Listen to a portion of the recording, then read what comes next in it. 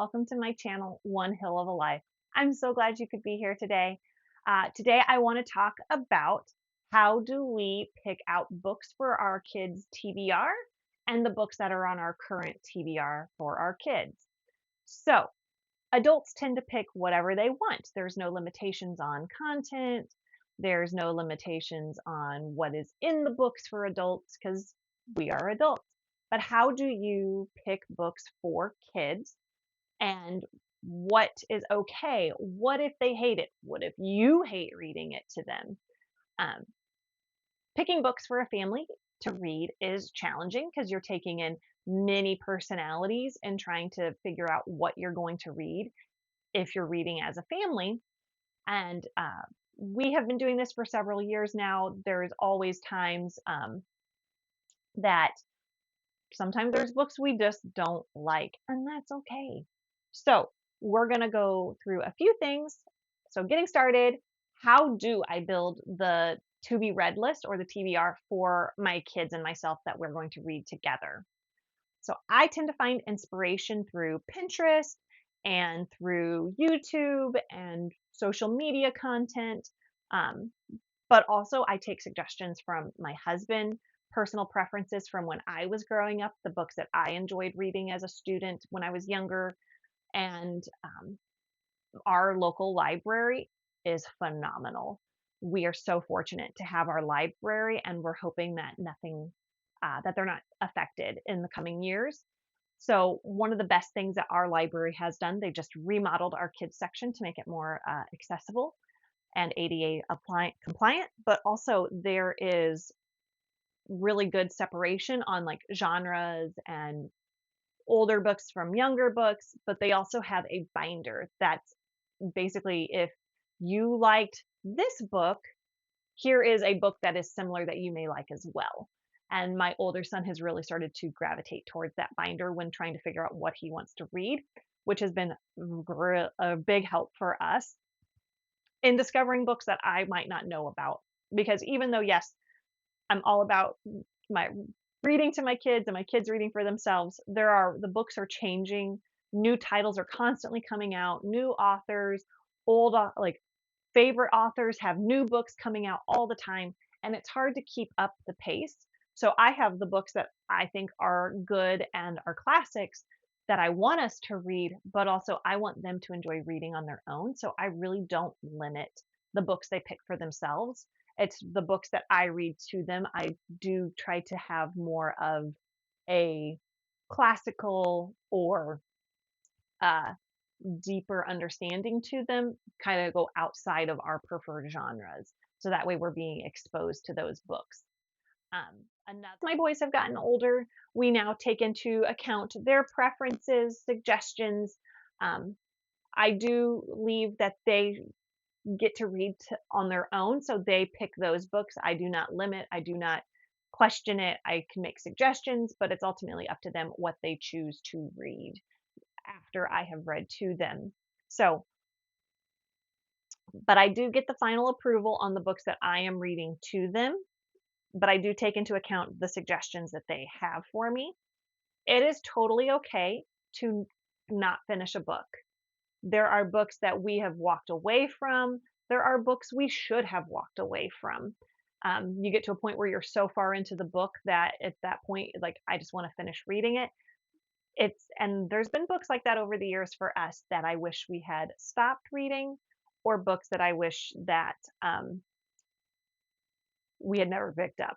So it's just you have to use your discretion as a parent and talk to your kids about it, and that's a good thing. We've started to try to teach them that like it's okay if this book is not for you. It's okay to close the book and put it away and not finish it because sometimes that happens because reading for yourself should be challenging sometimes but fun most of the time. So it's a good thing to remind them that like just because you didn't finish a book or you didn't like the style, it's okay to set it aside and it's not a reflection on you as a reader. It's just a matter of what you enjoy and what you are capable of reading at this point. It could be a book that we need to grow into. Um, so one thing to remember with now we're going to move into the books that we plan to read as a family. A good thing to remember is that there is no time frame on these books. It doesn't matter to me if these books take us weeks, months, days to complete them as a family. There's a goal to finish them and move on to the next book. But if we don't read all of these books, that's okay. If we never get to some of them as they get older, that's okay. These are just things that I like to look forward to. Usually, when we have a couple of chapters left in the current book, we will start the conversation of like, what would we like to read next? Um, and that's currently where we are. We just finished a book the other night, and we are going to start in on our new book from our TBR, which is Harry Potter and the Sorcerer's Stone. My children have never read Harry Potter, except for I did try to read the Sorcerer's Stone to my oldest when he was in kindergarten, and it was a disaster. He was not mature enough, he was not ready. It was a lot darker than I remembered it being, having read it as like a 10, 11-year-old myself. Um, so I'm hopeful. We're a little bit older now. The youngest one is older than that. So hopefully we can get into this. And then if that's the case and we get going and they enjoy it, it will either spark for my older son to read on his own, or we'll just keep reading them as a family. Another book that I'm excited to add that I know I've already read to at least my older son is Matilda by Roald Dahl. We just recently watched the film from 1995 with Mara Wilson, Danny DeVito, and Rhea Perlman, and they've really enjoyed it. So hopefully we can get this read this summer as well. Now we're getting into those are the top books that we're hoping to read for fun, kid level books that I'm hoping to read because they're on a lot of lists of things to read to kids and I want to read them is Jonathan Swift's Gulliver's Travels and Heidi. So these are two books that I'm hoping to read to my kids at some point just because I've never read Gulliver's Travels and I absolutely adored Heidi and the message of the book. So I'm hopeful that we'll read these as a family. An example of a book that we started but never finished and I'd like to revisit is Alice's Adventures in Wonderland. We tried to read this last summer and my younger son absolutely could not. He refused to listen to it. It made bedtime a lot harder. He was much more vocal about not enjoying the story. We only got a handful of pages in and he was, nope, this is not for me. So we'll see if he'll let me read it to him now that he's a little bit older, but we'll get there. And another book that I started to try to read to my older son, and we had to stop because it was harder for me to read. It was hard to read it out loud. That is The Mysterious Benedict Society by Trenton Lee Stewart. I've heard that this is really good.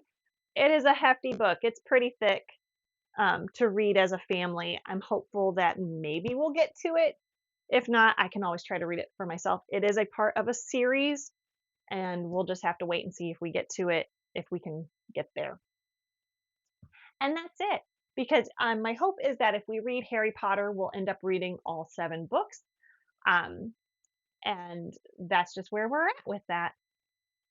So moving forward, I know I was looking at my summer schedule the other day and it was all overwhelming. But looking at our private family schedule, we are going to be spending a lot of time, I believe, in the car this summer. So getting from activities and a vacation that we have planned. So we'll probably be looking at audiobook options as well for in the car. I know our library, one of the apps that we like to use, they have Harry Potter on audiobook available to us. So that might be a possibility for us as well. And speaking of summer plans, can you believe it that we are at the beginning of summer? By the time this video releases, we will have already started our summer break from school. So my kids are officially on summer break when this video comes out.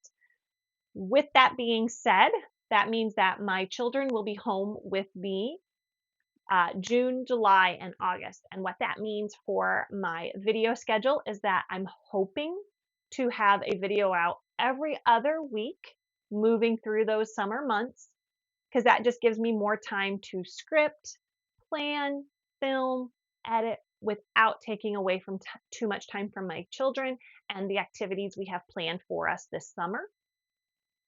So, a lot of this is dependent upon our private family schedule, creative ideas. I'm hopeful that part of this is that I will have time this summer to plan out more video ideas moving into the fall and winter and get some of that in place for myself.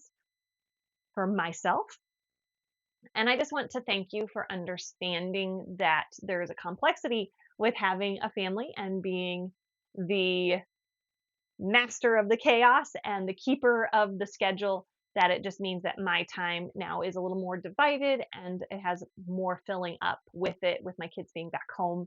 I'm very excited for all the things that we have to do this summer and getting to go swim and enjoy the warm weather and spend time with family.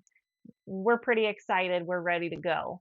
But that just means that I'm going to have to pull back on the YouTube videos for a little while and hopefully come back stronger than ever in the fall. Speaking of that, please be sure to like, subscribe, and hit the bell notification so you know when I do post videos.